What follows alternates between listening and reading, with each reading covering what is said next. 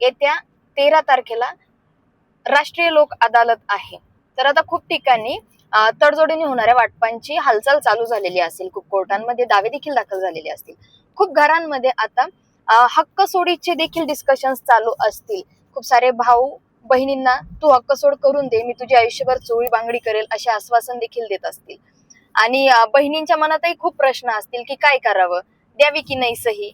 बहिणींना जर मुलं असतील आणि ते जर मोठे असतील तर त्यांच्याही मनात खूप सारे प्रश्न असतील की काय करावं, द्यावी की नाही जमीन, आईने हक्क सोडपत्र करून द्यावे की नाही, तडजोड प्रोसेसवरती सही करावी की नाही.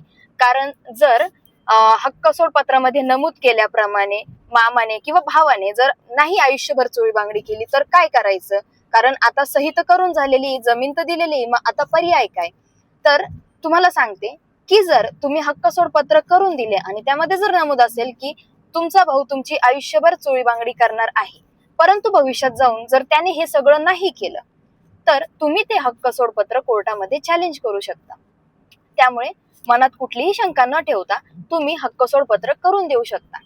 आणि भावांनाही मी एक गोष्ट सांगेल की जर समजा तुम्हाला मनापासून बहिणीची चोळी बांगडी करायची असेल तर आणि तरच तिचा हक्क सोड करून घ्या, अन्यथा भविष्यात तुमच्यावरती फसवणुकीचा दावा देखील होऊ शकतो.